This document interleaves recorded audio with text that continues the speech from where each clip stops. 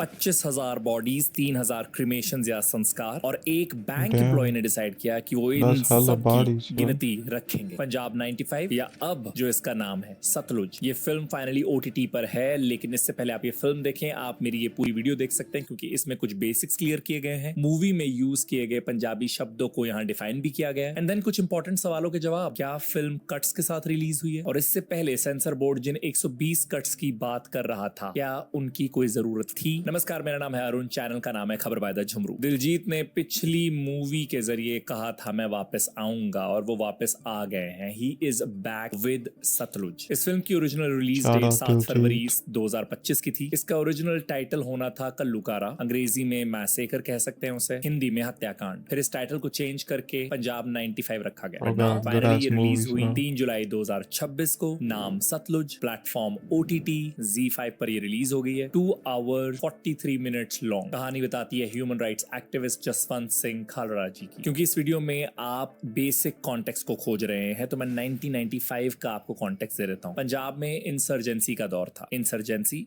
विद्रोह। इंसर्जेंसी क्या होती है? आर्म्ड या violent rebellion against an established government और अथॉरिटी। तो 80 से 90s का जो दौर पंजाब में था, उसमें Honestly, I don't know anything about like the history of, but we're gonna see. We're gonna find out. Political disagreements बहुत थे सेंटर और पंजाब के। This over state autonomy. Anantapur Sahib resolution बहुत ज्यादा कंट्रोवर्शियल रहा। It demanded greater autonomy for Punjab. कई economic और social changes आए ग्रीन रेवोल्यूशन की वजह से। मिलिटेंट लीडर जर्नैल सिंह पिंडरावाले का राइज था। ऑपरेशन ब्लू स्टार हुआ, और खालिस्तान ऑपरेशन ब्लू स्टार को हमने एक वीडियो में हाल फिलहाल में कवर किया है। इस वीडियो के बाद आप उस वीडियो को भी देख सकते हैं। तो एक लंबा दौर चला जहां इंसर्जेंसी थी। 90s की इंसर्जेंसी में ये हुआ कि इलीगल किलिंग्स भी होनी शुरू हुई, and Sikhs in general started to gate.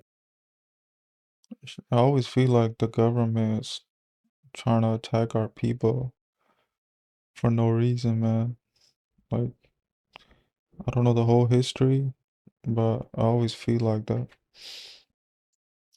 Targeted arm Sikh, जिनका मिलिटेंसी से कोई लेना देना भी नहीं था, एक्टिविज्म से कोई लेना देना भी नहीं था, उनको इजी टारगेट बनाया जाने लगा। अब यहाँ पिक्चर में आते हैं जसवंत सिंह खालड़ा, एक bank employee, and he decided to match dead bodies record with government data. ये जो किलिंग हो रही है, इसका डेटा जो सरकार दे रही है वो मैच ही नहीं कर रहा शमशान घाट में जल रही चिताओं के साथ। He claimed official records pointed to around 25,000 illegal killings and secret cremations. Damn, उनकी काफी चर्चा होने लगी, इतनी कि वो कनाडा तक गए 25K और उन्होंने कनेडियन पार्लियामेंट के मेंबर्स को people killed एड्रेस by भी the किया। लेकिन government. फिर 1995 में 6 सितंबर को उन्हें आखिरी बार उनके अमृतसर के घर के बाहर देखा गया। बेसिक कॉन्टेक्स्ट क्लियर है, फिल्म की बात करते हैं। मोस्टली वो पंजाबी में, अगर आप इस भाषा को नहीं समझते हैं तो आपको सबटाइटल्स ऑन करने पड़ेंगे। क्या ये सेटिस्फैक्टरी पंजाबी है? ये हम पंजाबी बोलने वालों के लिए अक्सर एक सवाल होता है जब भी हम कोई बॉलीवुड फिल्म में पंजाबी रिप्रेजेंटेशन को देखते हैं, तो उसका जवाब होगा हाँ, मोस्टली सेटिस्फैक्टरी पंजाबी है। कास्ट में अर्जुन रामपाल, वरुण बडोला, कमलजीत सिंह, जगजीत संधू, गीतिका ने कमाल का काम किया है। दिलजीत का जिक्र तो मैं शुरुआत में कर ही चुका हूँ कि उन्होंने बेहतरीन काम किया। फिल्म की शुरुआत होती है 3 डिस्क्लेमर्स के साथ,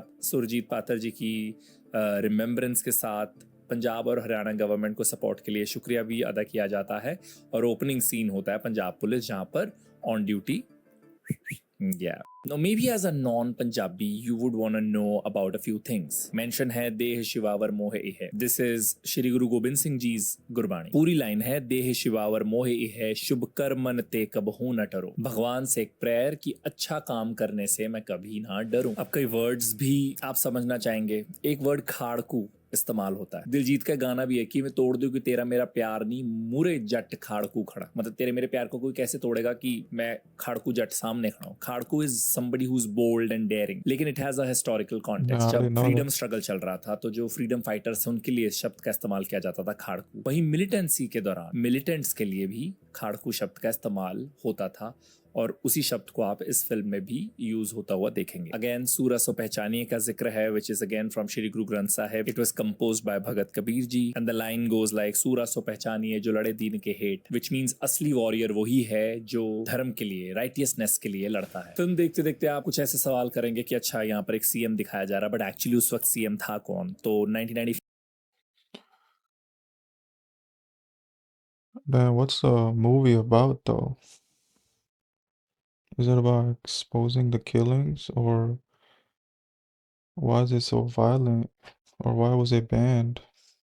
5 में खालड़ा जी के टर्म के दौरान या उनके दौर के दौरान बेअंत Singh was the CM. He was assassinated on August 31st, 1995 though, and he was succeeded by Harcharan Singh Brar. ये assassination भी फिल्म में दिखाया गया. उस वक्त पुलिस चीफ कौन थे? Kanwarpal Singh Gill, KPS Gill. Was he accused in the Khalada case? Yes, but he was given a clean chit by CBI. Now important question, are there any cuts in the film? मुझे नहीं लगा, मुझे anyway लगा कि length जो है उसकी अच्छी खासी है फिल्म की, क्योंकि आजकल 2 घंटे 2.25 घंटे की मैक्सिमम फिल्म्स बनती हैं, क्योंकि ऑडियंस का जो अटेंशन स्पैन है बहुत कम हो चुका है. उस हिसाब से मुझे नहीं लगता कि अगर 2 आवर 43 मिनट्स की कोई फिल्म है तो वो बहुत सारे कट्स के साथ या कट्स के साथ इन जनरल रिलीज हुई होगी. And director Honey Man, what's the Trehan story has come though? Out I still with don't that understand. Explanation. ਕਿ ਫਿਲਮ ਦੇ ਵਿੱਚ ਬਹੁਤ ਸਾਰੇ ਕੱਟ ਹੈਗੇ ਨੇ.